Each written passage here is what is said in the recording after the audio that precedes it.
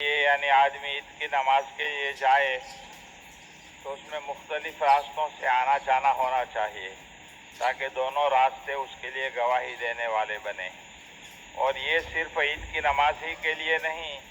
بلکہ ہر نیک کام کے لیے، بیمار کی عیادت کرنے کے لیے جا رہے ہیں، حج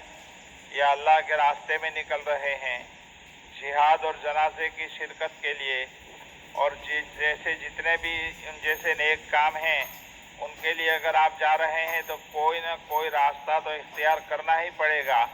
اس لیے وہاں سنت یہی ہے کہ اگر ایک راستے سے جائے تو دوسرے راستے سے لوٹے۔ مثلا جنازے کی نماز پڑھنے کے لیے آپ جا رہے ہیں مدینہ مسجد تو دو راستے تو مل ہی جائیں گے، انشاءاللہ تھوڑی سی کوشش کریں گے۔ جنازے کی نماز میں شرکت کرنا بہت بڑے ثواب کا کام ہے، تو اس میں آپ ایک راستے سے جائیں دوسرے راستے سے واپس ہوں تاکہ دونوں راستے آپ کے لیے گواہی دینے والے بن جائیں۔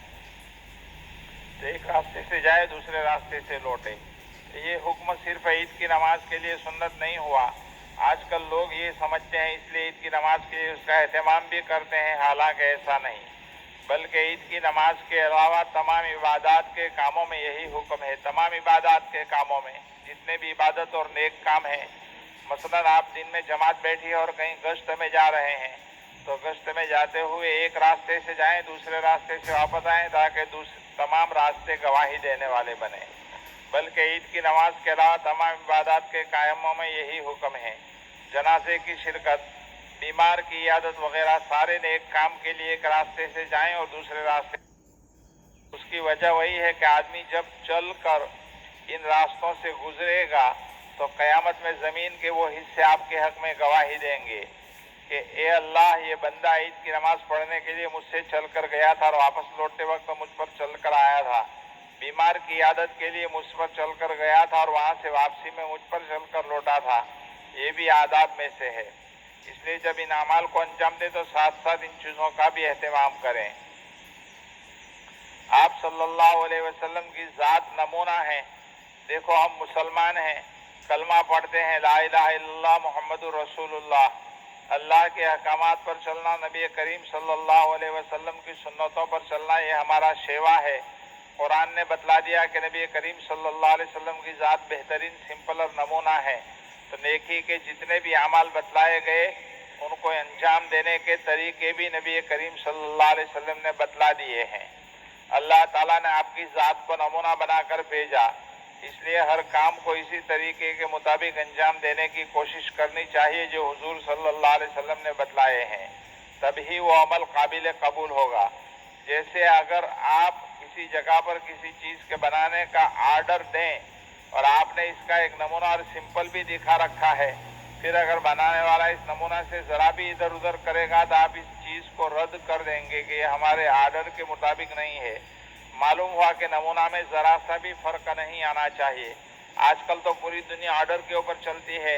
پہلے آتے ہیں آپ سے آرڈر لیتے ہیں کہ ایسی چادر بنائیں گے، ایسا یہ بنائیں گے، ایسا یہ بنائیں گے، اگر اس میں ذرہ برابر بھی فرق آتا ہے تو خریدنے والا اس کو خریدنے کے لیے تیار نہیں ہوتا ہے۔ تو جب دنیا کے معاملے میں آرڈر اور سمپل کے مطابق کام نہیں کیا جاتا وہ قابل قبول نہیں ہے،